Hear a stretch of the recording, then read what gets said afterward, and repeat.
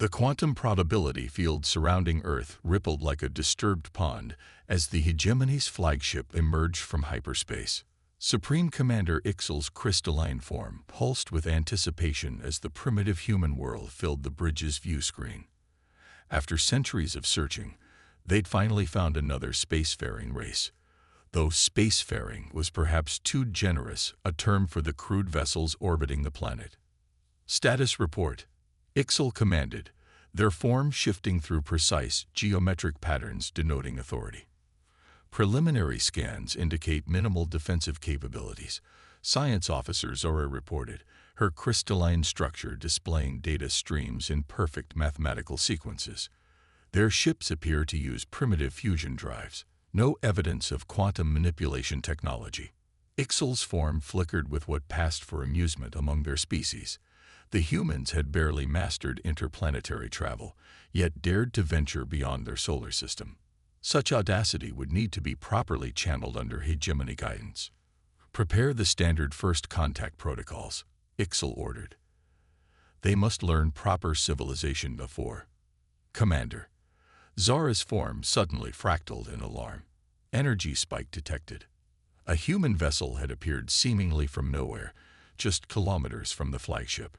Not through any known form of faster-than-light travel, but through what appeared to be. Ixal's crystalline structure nearly shattered in shock. Impossible, they whispered. They're using probability manipulation at a quantum level. The human ship was ugly by hegemony standards. All functional angles and exposed machinery, rather than the precise geometric perfection that marked proper civilization. But it hung in space like it belonged there, surrounded by a field of pure mathematical possibility. We are receiving a transmission, Communications Officer Vex announced, their form displaying the standard patterns of professional detachment. This is Captain Elena Santos of the Earth ship Schrödinger. A calm human voice declared, "Welcome to Sol System. We've been expecting you." The bridge fell silent. They had been expecting the hegemony. But their approach had been perfectly calculated, their arrival time precisely determined through millennia of astronomical observation. How? Ixal demanded. Quantum probability forecasting, Captain Santos replied, and Ixal could hear the smile in her voice. We saw a 97.3% chance of your arrival today. Would you care to dock? Our cafeteria is serving something called pizza for lunch. I think you'll find human cuisine quite illuminating. Ixal's form cycled through patterns of confusion, indignation, and finally resignation. The humans hadn't just achieved quantum manipulation. They'd mastered it to a degree that let them predict the future. And they used this godlike power to make lunch predictions. We accept your invitation, Ixal replied, struggling to maintain the proper patterns of diplomatic dignity. Though we must insist on following proper first contact protocols. Oh, those won't be necessary, Santos interrupted cheerfully. We ran the numbers. There's only a 0.1% chance of diplomatic incident over lunch. Though I should warn you, the coffee might blow your minds. Literally, in your case, given your crystalline structure's resonance with caffeine molecules. As Ixal watched their carefully planned first contact scenario crumble in the face of human quantum manipulation and casual lunch invitations, they felt their form shift into a pattern that hadn't been seen in hegemony space for millennia. Pure, unadulterated bafflement. The humans had taken the hegemony's most sacred technology, the manipulation of quantum probability itself, and treated it with all the reverence of a kitchen appliance. Worse, they seemed to have mastered it while still eating with their hands and building ships that looked like they'd been assembled in a junkyard. Preparing docking protocols, Vex announced, their form still maintaining admirable professional geometry despite the situation. Very good, Ixal replied, their patterns shifting to resignation. And alert medical to prepare for possible caffeine exposure. As the flagship maneuvered toward the human vessel, Ixal couldn't help but wonder if perhaps the hegemony's methodical approach to technological advancement had missed something fundamental. The humans had somehow achieved mastery over quantum mechanics, while still enjoying food that required manual manipulation to consume. Maybe, just maybe, there was something to be learned from these probability-bending barbarians, though Ixel would rather shatter than admit it to the council back home. The hegemony delegation sat in stunned silence as Dr. Sarah Chen, Earth's leading quantum physicist, casually manipulated probability fields with a device that looked suspiciously like a modified coffee maker. "You see," she explained, gesturing with her free hand while adjusting quantum parameters with the other, "we found that organic neural networks, human brains, are surprisingly good at intuiting quantum mechanics. Once we stopped trying to force everything into rigid mathematical frameworks and started treating quantum probability like a creative art form, everything just clicked." Ixel's crystalline form displayed patterns of severe academic distress, but the calculations, the precise geometric alignments, the 17 layers of peer review required for each quantum manipulation. "Oh, we still do the math," Dr. Chen assured them, taking a sip from her coffee mug. "We just do it after the fact to confirm what we already figured out through intuition. It's like jazz. You need to know the rules to break them properly." The delegation's patterns shifted through various shades of scientific horror as Dr. Chen demonstrated how humans had essentially turned quantum manipulation into an improvisational art form. They were breaking laws of physics that the hegemony hadn't even gotten around to properly cataloging yet. "And this device?" Science Officer Zara managed to ask, their form barely maintaining coherence. "It was designed using these methods." "This?" Dr. Chen looked at the contraption. "No, this is just a quantum-enhanced espresso machine. I got tired of probability waves interfering with my coffee's flavor profile. The actual quantum manipulation engines are much less sophisticated." The delegation's patterns became even more distressed, if that was possible, less sophisticated than a beverage preparation device. "Well, yeah," Chen shrugged. "Moving ships through probability space is pretty straightforward. Getting the perfect cup of coffee? That's quantum rocket science." In the observation room next door, Captain Santos watched the proceedings with amusement alongside Hegemony Commander Ixel, who had excused themselves from the technical demonstration before their patterns could become permanently scrambled. "Your species," Ixel noted, their form showing signs of both admiration and horror, "appears to have no respect for the proper order of technological development." "Oh, we respect it," Santos replied, grinning. "We just don't let it get in the way of getting things done. Speaking of which, would you like to see our quantum probability art gallery? The pieces actually exist in multiple states simultaneously until observed. Really messes with the insurance adjusters." Ixel's patterns briefly displayed what might have been a suppressed scream before settling into resigned curiosity. "I suppose we should. The council will require a complete report on all your innovations." "Great. Though fair warning, the gift shop sells quantum uncertainty plushies. They're simultaneously huggable and not huggable until you squeeze them." As they headed toward the gallery, Ixel couldn't help but notice how the humans had casually arranged their quantum probability fields to make the corridor seem longer on the inside than the outside. Not for any practical reason, apparently. Someone in engineering had just thought it would be neat. The hegemony had spent millennia developing the science of quantum manipulation with religious precision. The humans had spent less than a century treating it like a toy and had somehow achieved results that made the hegemony's most advanced technology look primitive in comparison. "Oh," Santos added casually as they walked, "you might want to brace yourself for the Quantum Cat Cafe. The cats are simultaneously alive, dead, and demanding treats in multiple probability states. It's adorable, but it can be a bit overwhelming for first-time visitors." Ixel's form briefly displayed a pattern that would have gotten them expelled from the Academy of Quantum Sciences back home. Somehow they suspected this was only the beginning of the humans' reality-bending innovations. The real question was, how would the hegemony adapt to a species that treated the fundamental laws of physics like suggestion guidelines? The answer, much like the humans' quantum cats, probably existed in multiple states of possibility.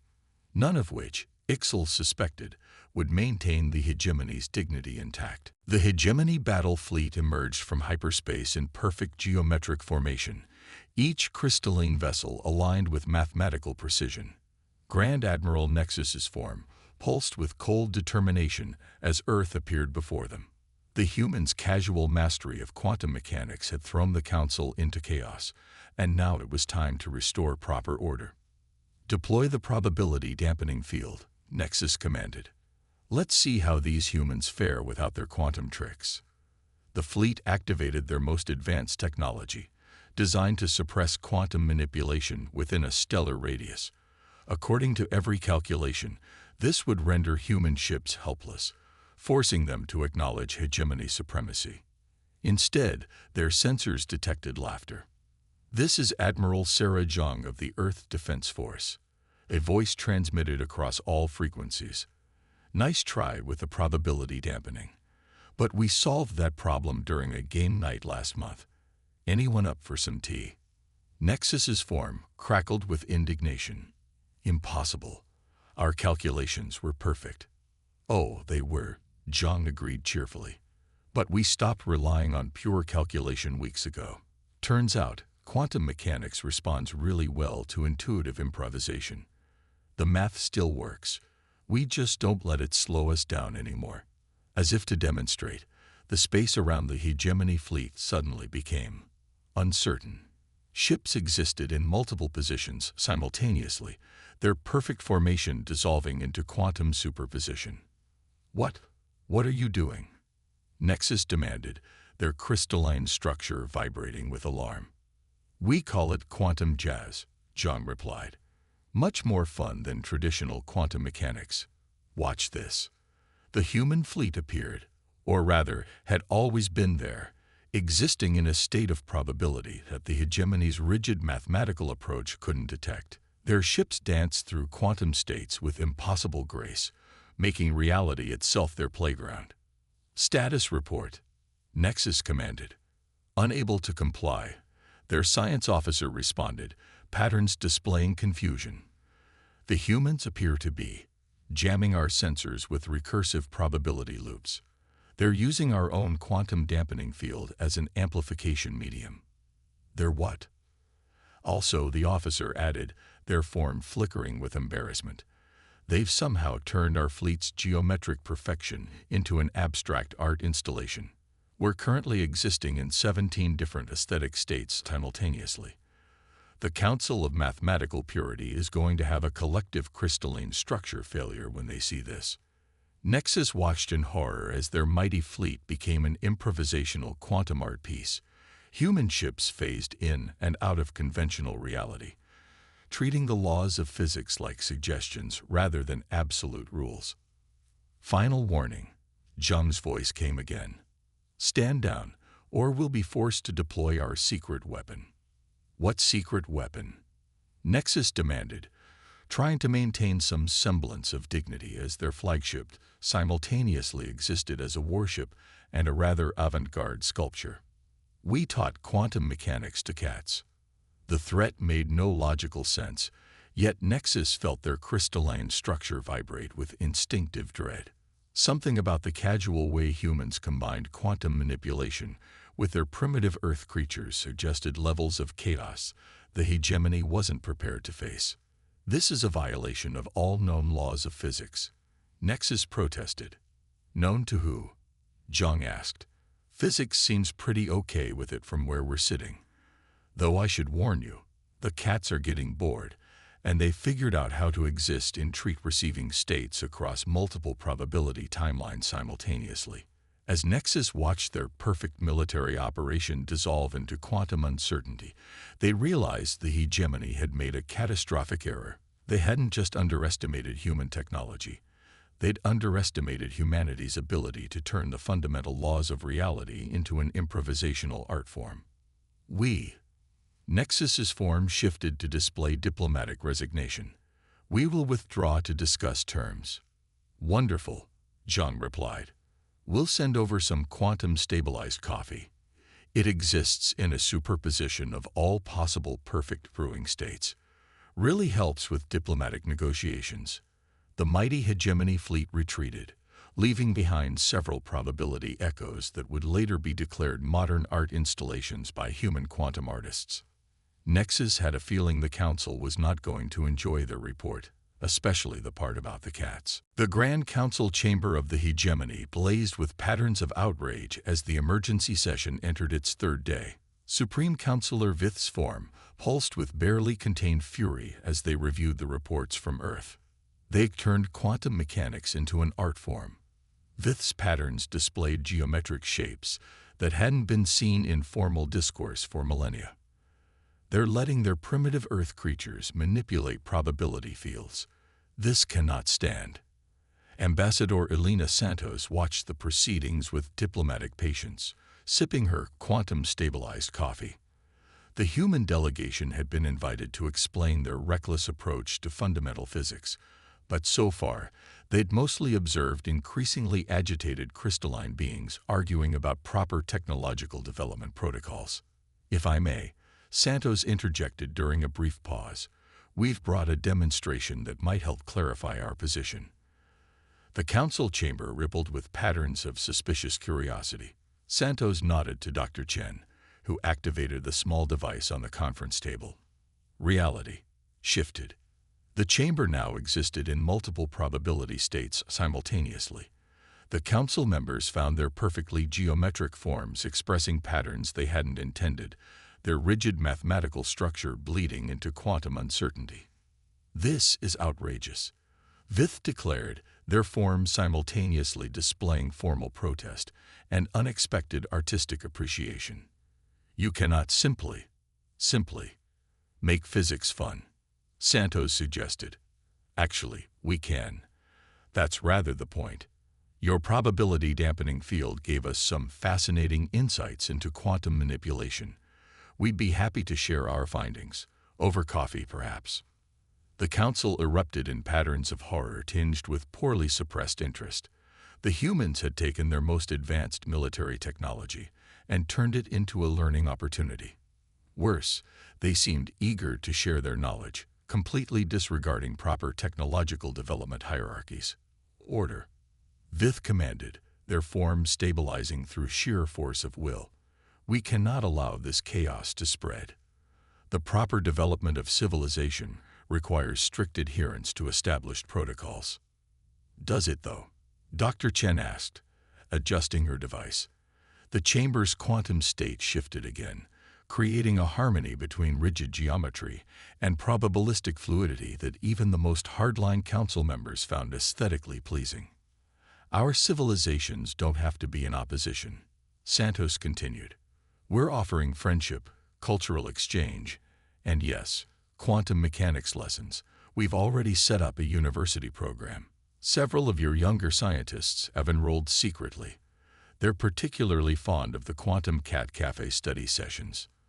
The council's patterns shifted from outrage to shock to resignation as they realized the extent of human influence. Their perfect societal structure was already adapting to human chaos, and worse, it was working better than their carefully calculated systems. The humans, a junior council member's patterns displayed nervous excitement. They've achieved in decades what we've pursued for millennia. Perhaps our protocols need revision. The chamber erupted again, but the patterns were different now.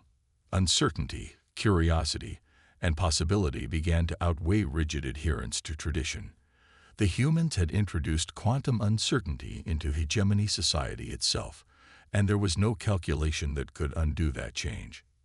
We will need time to process these developments, Vith finally declared, their form showing signs of adaptation. And perhaps a sample of this quantum-stabilized coffee for analysis purposes only, of course. Santos smiled. The hegemony was learning that sometimes the best calculations were the ones you didn't plan for. As she watched the council members attempt to maintain dignity while secretly experimenting with quantum probability patterns, she knew the galaxy would never be quite the same. The humans had arrived on the galactic stage, not with military might or economic power, but with quantum physics turned into an improvisational art form. And somehow, that had changed everything. 1 year after the quantum crisis, the Galactic Exchange Center on Earth hummed with activity. Crystalline hegemony forms mingled with humans in corridors where reality gently fluctuated between states of possibility. The once rigid geometric architecture now flowed with organic quantum patterns, a physical manifestation of the changes sweeping through galactic society. Supreme Counselor Vith, their form displaying patterns of comfortable adaptation, sat across from Admiral Zhang in the Quantum Cat Cafe. 3 probability fluid felines purred in superposition around them, occasionally materializing to demand treats. The latest reports from the Joint Quantum Research Initiative are unexpected, Vith admitted, their patterns showing scholarly interest rather than the horror such uncertainty would have triggered a year ago. Your approach to quantum mechanics has revolutionized our understanding of reality itself. Zhang smiled, scratching a cat that existed in multiple states of contentment simultaneously. That's what happens when you stop trying to control quantum mechanics and start collaborating with it. The universe has a sense of humor. You just have to learn to laugh along. The hegemony had transformed. Their ships still maintained geometric beauty, but now they'd flowed with organic probability patterns. Young crystalline beings studied quantum jazz alongside human students, learning to feel the rhythms of reality rather than just calculate them. The Council of Mathematical Purity has officially dissolved, Vith announced, their form showing amusement. They've reformed as the Institute of Quantum Artistic Sciences. Their first exhibition opens next week, a collaboration with your quantum cats. I heard, Zhang grinned. They're calling it Schrodinger's Art Gallery. Exists in all possible states of aesthetic appreciation until observed. The insurance adjusters are still trying to figure out how to price that. Outside, a hegemony science vessel practiced quantum probability maneuvers alongside human ships, their formerly rigid formations now flowing like a cosmic dance. The humans' intuitive approach had unlocked potential the hegemony had never imagined in their millennia of careful calculation. There are still those who resist, Vith noted, their patterns showing concern. Change is difficult for beings of pure geometry. Change is difficult for everyone, John replied. But look around.